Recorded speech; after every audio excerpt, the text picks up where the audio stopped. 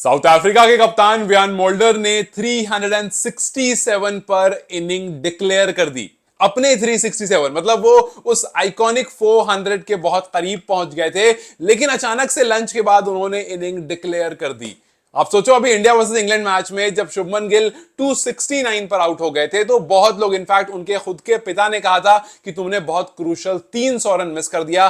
कप्तान होते हुए कौन 300 रन मारता, तुमने बहुत क्रूशल पॉइंट पर आकर के अपनी विकेट गंवा दी। लेकिन उन्होंने तो विकेट गंवाई थी। यहां पर 367 पर कप्तान खुद बल्लेबाजी कर रहा था और अचानक से खबर आती है कि नहीं नहीं नहीं, नहीं हो गया मेरा, अब मैं इसको डिक्लेयर कर रहा हूं। 49 फोर, भाई 49 फोर्स मारे उसने। अब तो हाथ में दर्द हो गया होगा। 49 फोर्स, 4 छक्के। जिम्बाब्वे के खिलाफ जब साउथ अफ्रीका का कप्तान व्यान मोल्डर उतरता है तो सबको लगता है कि यार आज वो दिन आ गया जब वो आइकॉनिक 400 का रिकॉर्ड टूट जाएगा। अभी कुछ दिन पहले, कल या परसों वाली वीडियो में बात कर रहा था कि एक ऐसा रिकॉर्ड है जो मुझे लगता है कभी नहीं टूटेगा, और वो है ब्रायन लारा का 400 का। और आज ही व्यान मोल्डर वहां तक पहुंच गया और मुझे तो ये गलत प्रूफ करा दिया कि भैया टूट तो सकता है। बिकॉज आजकल हम यूजुअली टेस्ट क्रिकेट वैसी नहीं देखते हैं जहां पर आप 5-5 दिन खेलते हो, जहां पर एक टीम 2 दिन खेलती है, अगली टीम फिर 2 दिन खेलती है। आप 400 रन मारने के लिए आपको पूरा 2 दिन खेलना पड़ेगा, लेकिन आप ऑलमोस्ट वहां तक पहुंच गए थे। क्यों डिक्लेयर करा मुझे अभी तक समझ में नहीं आ रहा है। क्या मैं इसको सेल्फलेस कहूं, या फिर मैं इसको स्टूपिड कहूं, या मैं स्मार्ट कहूं, या मैं टीम मैन कहूं? मुझे नहीं समझ में आ रहा है कि क्या एक वो वर्ड दिया जाए उस खिलाड़ी को जो कप्तान होते हुए 367 बनाता, highest ever by any captain in cricket history, और फिर डिक्लेयर कर देता है। आप सोचो कि उसके ऊपर सिर्फ 4 लोग हैं जिनके नंबर्स इससे ज्यादा हैं। सबसे पहले Brian Lara, obviously 400 not out, सबको ही उनकी तरफ देखता है जब भी टेस्ट क्रिकेट की बात होती है। उसके बाद मैथ्यू हेडन, ऑस्ट्रेलिया का वो जिन्नात आदमी मैथ्यू हेडन, 380 रन उनका हाईएस्ट है। फिर उसके बाद ब्रायन लारा का एक और 375, महिला जयवर्धने 374 और व्यान मोल्डर 367।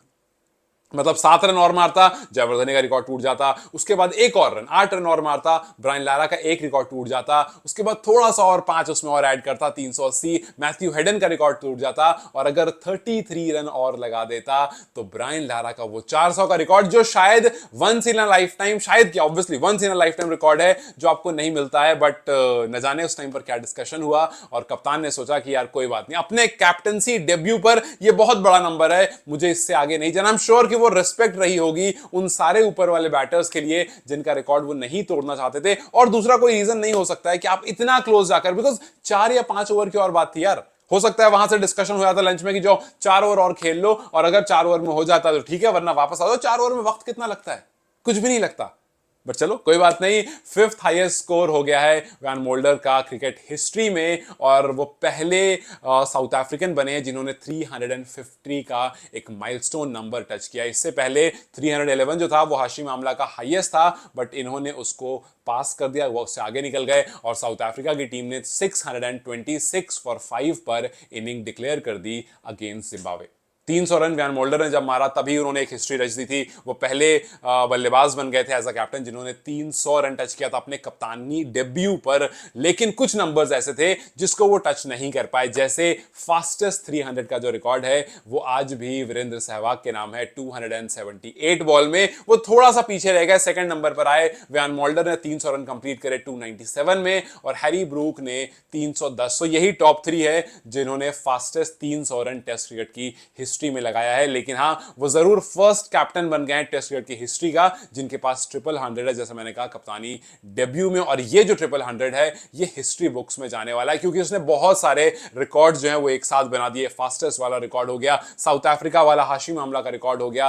एज अ कैप्टन भी अगर आप देखोगे उनके पास सिर्फ दो प्लेयर ऐसे हैं, सॉरी सिर्फ एक ही प्लेयर ऐसा है जो जिनको उसको क्रॉस करना था, वो थे ग्रैम स्मिथ। ग्रैम स्मिथ का 277 का रिकॉर्ड था एज अ कैप्टन, वो सबसे ज्यादा साउथ अफ्रीकन प्लेयर का रन था। और फिर उसके बाद व्यान मोल्डर ने इससे 90 रन और ज्यादा मार दिया, 367 की पारी खेल दी। मतलब ऑब्वियसली एक एक्सेप्शनल पारी है। और हम ग्रैम स्मिथ की अक्सर बात करें, आप सोचो ग्रैम स्मिथ ने 2003 में इंग्लैंड के खिलाफ 277 किए थे, जो कि हाईएस्ट था किसी भी साउथ अफ्रीकन बैटर के थ्रू एज अ कैप्टन। और फिर उसी 2003 में इंग्लैंड के खिलाफ 259 भी किए थे। मतलब एक साल में 2 डबल सेंचुरी, ये बार बार नहीं होता है। Yes, he was one of the best captain in test cricket history, सिर्फ साउथ अफ्रीका के लिए नहीं, वैसे भी he was one of the best best test captain, और आज आपने उनका रिकॉर्ड तोड़ा है. It is obviously one of the best day for him, क्योंकि अभी अभी साउथ अफ्रीका की टीम जो है वो WTC जीत कर आई है. अभी अभी बाउमा जो है वो थोड़ा रेस्ट पर गए हैं, इनको मौका मिला, ये कप्तान बने, कप्तानी डेब्यू पर इन्होंने एकदम जबरदस्त कमाल कर दिया. और अगर आप इनके 2024-2025 के नंबर्स देखोगे वो बहुत खतरनाक है. 2024-25 में इन्होंने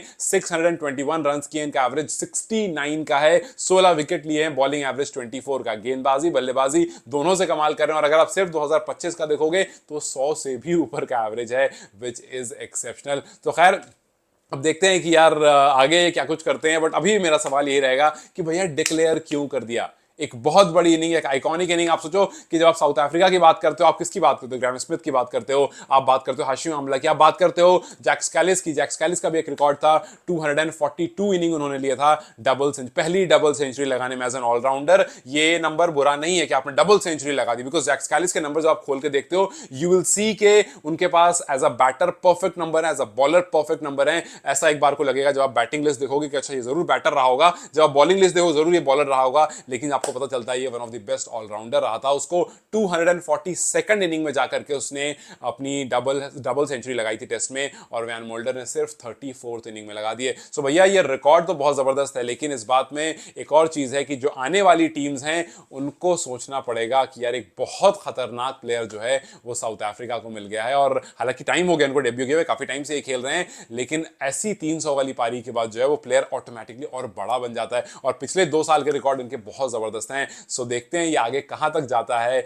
और क्या और कुछ हमें इस तरह के नंबर्स देखने को मिलते हैं. लेकिन जाते जाते मेरा आपसे बस यही सवाल रहेगा कि आपको क्या लगता है क्यों रिटायर हुए भाई? क्यों डिक्लेयर करा उस इनिंग को जो 400 तक पहुंच सकती थी, जो जयवर्धने के रिकॉर्ड को तोड़ सकती थी, जो ब्रायन लारा के 374 को तोड़ सकती थी, जो मैथ्यू हेडन के 380 को तोड़ सकती थी, जो ब्रायन लारा के आइकॉनिक 400 को तोड़ सकती थी? क्यों आखिर आपने 5th पर रहना ही सोचा कि ये सही पोजीशन है मेरे लिए? आपको क्या लगता है मुझे कमेंट सेक्शन में जरूर बताएं. Till then you guys take care, I will see you very soon.